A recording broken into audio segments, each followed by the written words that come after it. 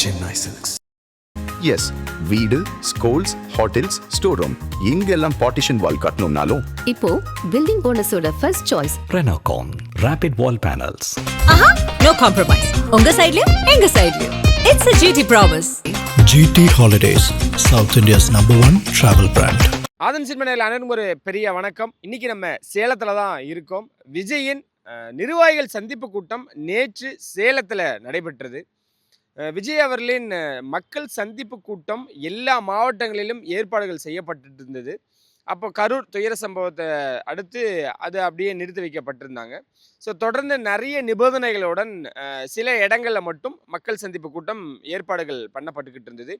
குறிப்பாக ஈரோட்டில் நடந்த மக்கள் சந்திப்பு கூட்டம் எந்த விதமான அசம்பாவிதம் இன்றி வந்த மக்கள் பல்லாயிரக்கணக்கான மக்கள் சேஃபாக போயிருந்தாங்க. ஸோ அது ஒரு வெற்றி கூட்டமாகவே அதை பார்க்கப்பட்டுச்சு.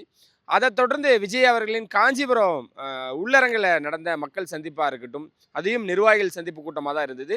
அந்த கூட்டமாக இருக்கட்டும், தாவேகாவின் 3வது ஆண்டு துவக்க விழாவாக இருக்கட்டும், இது எல்லாமே உள்ளரங்கில் நடைபெற்றது. அதை தொடர்ந்து பல நிபந்தனைகளுடன் நிறைய இடங்களில் மக்கள் சந்திப்பு கூட்டத்துக்கு அனுமதி கேட்டும் தள்ளி போயிட்டே இருந்த காரணத்தினால் வேலூர்லையுமே கூட பல நிபந்தனைகளுடன் அனுமதி வழங்கப்படதா இருந்துச்சு. ஆனால் அந்த தேதியும் தள்ளி போயிட்டு இருந்தனால சேலத்தில் மக்கள் சந்திப்பு கூட்டத்துக்கு அனுமதி கேட்டிருந்தாங்க. இங்கேயும் இப்போதைக்கு மக்கள் சந்திப்பு கூட்டத்துக்கு அனுமதி மறுக்கப்பட்டுச்சு. ஸோ பல நிபந்தனைகளுடன் கிட்டத்தட்ட 51 நிபந்தனைகளுடன் நிர்வாகிகள் சந்திப்பு கூட்டமாக அந்த கூட்டமானது மாறுது. 5000 பேர் மட்டுமே அனுமதி, அதுவும் QR ஸ்கேனர் மூலமாக மட்டுமே பாஸ் வழங்கப்பட்டு அது இருந்தால் மட்டுமே அனுமதி அப்படின்ட்டு நம்ம புதுச்சேரியில் பார்த்துருப்போம். அங்கே வழங்கின மாதிரியே வழங்கி இங்கே இருக்கக்கூடிய சேலத்தில் இருக்கக்கூடிய மாவட்ட மக்களுக்கு, அது நிர்வாகிகளுக்கு 5000 பேர் மட்டுமே அனுமதி அப்படின்னு நேற்று இந்த கூட்டமானது நடைபெற்றது. நேற்று இங்கே ஒரு வார காலமாக நம்மளும் பார்த்துருந்தோம். இந்த மைதானத்தில் அனுமதி வழங்கப்பட்டதிலிருந்து அதோட பாதுகாப்பு வசதிகளுக்கு என்னென்ன பண்ணியிருந்தாங்க அப்படின்றத நம்ம தொடர்ச்சியாக நம்மளோட காணொலியிலே சொல்லியிருப்போம். இங்கே அந்த பாக்ஸ் அப்படின்றது அமைக்கப்பட்டிருந்தது. குறிப்பிட்ட பாக்ஸில் குறிப்பிட்ட மக்கள் தொகை மட்டுமே நிற்கணும், குறிப்பிட்ட மக்கள் தான் நிற்கணும் அப்படின்றத வலியுறுத்தப்பட்டிருந்தது. அது இல்லாமல் பாதுகாப்பு வசதிக்கு ஏற்ப தண்ணீர் வசதி, கழிவறை வசதி, இதுக்கும் மேற்பட்டு சிசிடிவியும் பொருத்தப்பட்டிருந்தது. எந்த ஒரு அசம்பாவிதம் எங்கே நடந்தாலும் அதை கண்காணிக்கிறதுக்காக சிசிடிவியும் பொருத்தப்பட்டிருந்தது.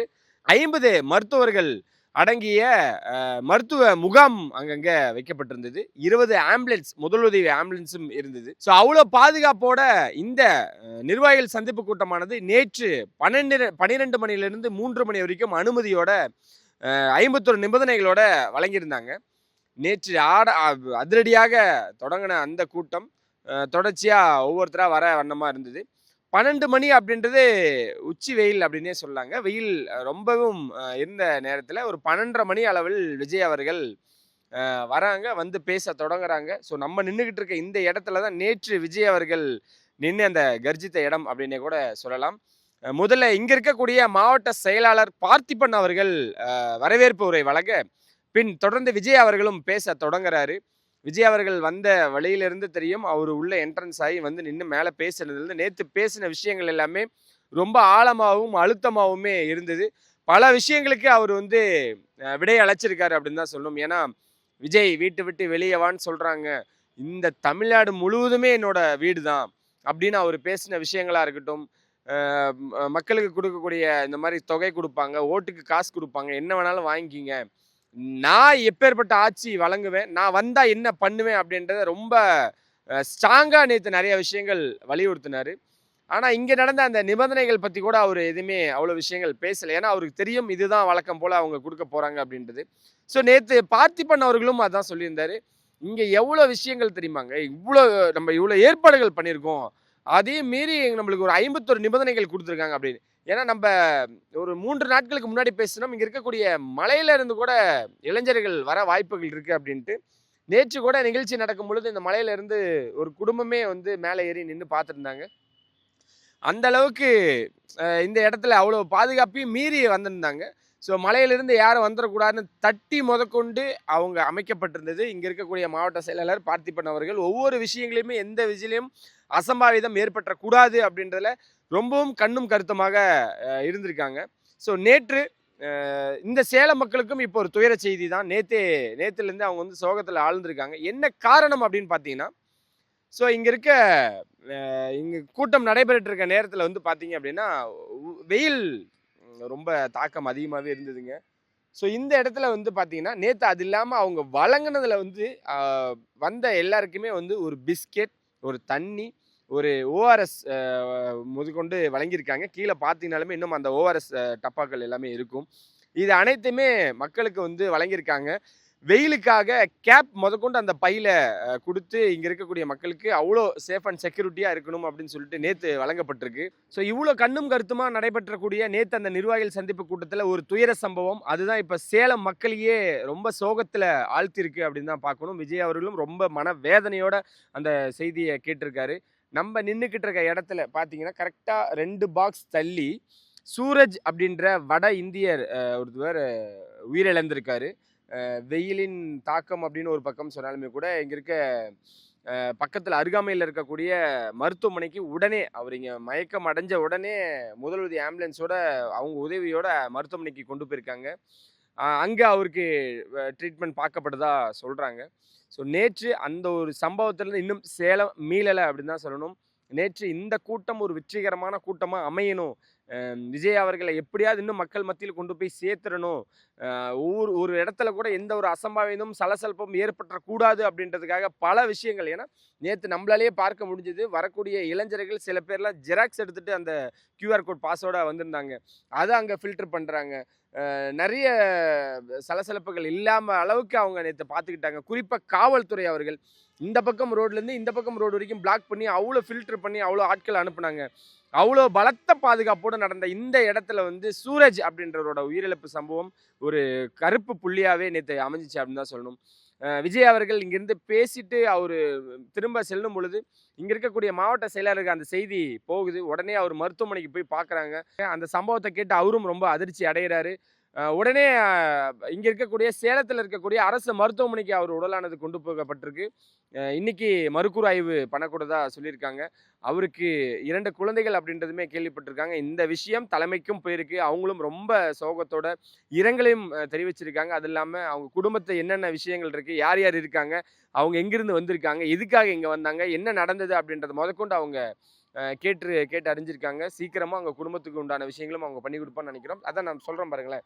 இங்கே நின்றுட்டு இருக்க 2வது பாக்ஸில் நேற்று அவரோட வாட்ஸ்அப் ஸ்டேட்டஸில் முகநூலில் எல்லாத்துலேயுமே அவர் வந்து அந்த விஜய் அவர்களோட ஸ்பீச்சை வந்து அவரோட தொலைபேசியில் ரெக்கார்ட் பண்ணி ஸ்டேட்டஸாகவும் ஸ்டோரியாகவுமே வச்சுருந்துருக்காரு. ஸோ அவருமே எதிர்பார்க்காத இந்த சூழ்நிலை தாங்க. அவருக்குமே வந்து இது நடக்கும் அப்படின்றத அறிஞ்செல்லாம் அவர் இது பண்ணல. வந்த எல்லா மக்களும் பலத்த பாதுகாப்போடு தான் போனாங்க. சின்ன ஒரு அசம்பாவிதம் தான். அதுலேருந்து இன்னும் சேலம் மக்களும் மீளலை, பார்த்திபன் அவர்களும் மீளலை. அவ்வளோ பாதுகாப்பாக நடந்த இந்த இடத்துல வந்து அந்த செய்தி கேட்டு இன்னமும் எல்லாருமே துக்கத்தில் தான் இருக்காங்க.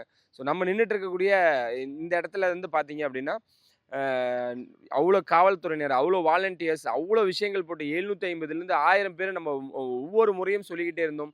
நேற்று நம்ம பார்த்துருந்தாலே தெரிஞ்சிருக்கும், நீங்கள் நிறைய வீடியோவில் பார்த்துருப்பீங்க. அவ்வளோ காவல்துறையோட அவ்வளோ வாலண்டியர்ஸோட பலத்த பாதுகாப்போடு தான் நடந்துச்சு. ஸோ இருப்பினும் இந்த ஒரு துயர சம்பவத்திலேருந்து இன்னும் சேலம் மீளலை. இந்த கூட்டமானது ஒரு வெற்றிகரமாக கூட்டமாக அமைஞ்சது அப்படின்னு தான் எல்லாரும் நினச்சிக்கிட்டு இருந்தாங்க. இந்த சம்பவத்தை கேட்டதும் எல்லாருமே கொஞ்சம் அதிர்ச்சியில் தான் ஆழ்ந்துக்கிட்டு இருக்காங்க. ஸோ இந்த சேலத்தில் நிர்வாகிகள் சந்திப்பு கூட்டம் சின்ன ஒரு வருத்தமான ஒரு விஷயத்தோட முடிஞ்சது அப்படின்னு தான் சொல்லணும். ஸோ விஜய் அவர்கள் உடனே அவங்களை அழைச்சி பேசியிருக்காங்க. அவங்களுக்கு என்ன வேணும், என்ன தேவை, குடும்பத்தில் இருக்கக்கூடிய யார் யார், என்ன எத்தனை குழந்தைகள் அப்படின்றது கேட்டு தெரிஞ்சிருக்காங்க. அது மட்டும் இல்லாமல் அவருக்கு இந்த செய்தி தெரிஞ்ச உடனே கூப்பிட்டு பேசியிருக்காரு.